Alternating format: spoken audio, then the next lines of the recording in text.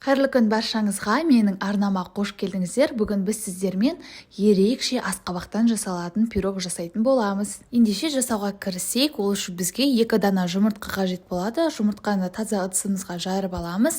Үстінен шым-шым тұз қосамыз.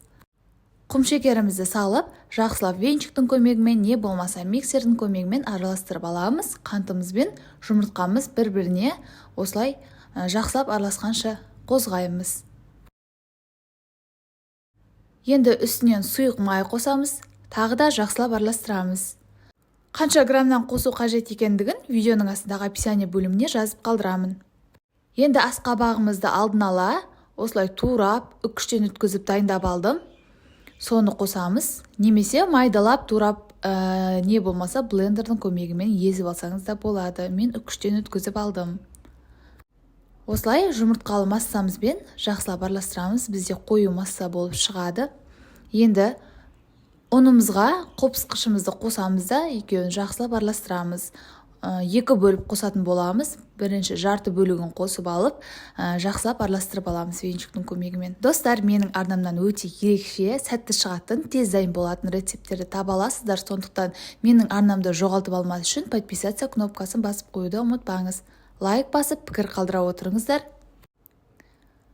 Енді қалған ұнымызды қосамыз да, жақсылап тағы да араластырып аламыз. Біздің массамыз, қамырымыз қоюлау болып шығуы мүмкін. Осылай жақсылап біркелкі болғанша, ұнның қалдықтары қалмайтындай етіп араластырамыз. Егер венчикпен араластыру қиынға соғып жатса, шанышқының немесе миксердің көмегіне жүгінсеңіздер болады. Мен шанышқының көмегімен араластырдым.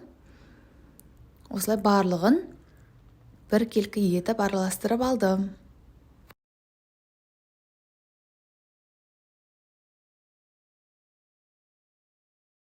Егер қатты қою болып араласу қиын болып жатса, мен сияқты азғантай су қосып жіберсеңіздер болады. Сол кезде араласуы да оңай болады.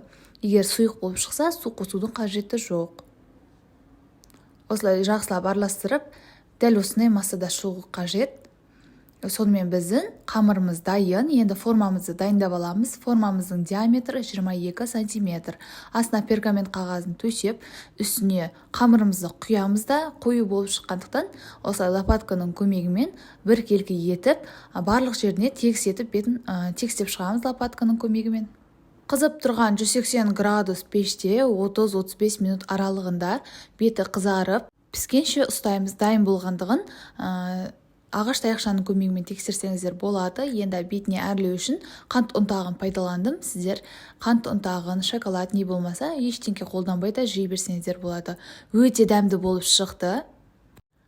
Пышный және де балалардың сүйікті пирогі екен. Егер балаңыз кәдімгі асқабақты жемейтін болса, асқабақтан пирог жасап беріңіз, қуана-қуана жеп қоятын болады. Дәмі керемет болып шықты. Міндетті түрде жасап көріңіз, әрі пайдалы тағам. Витаминге толы. Подписация белгісін басып, қасындағы колокольчикті басып қоюды ұмытпаңыз. Видео пайдалы болса, достарыңызбен бөлісе отырыңыздар. Астарыңыз дәмді болсын. Сіздермен болған Мадина.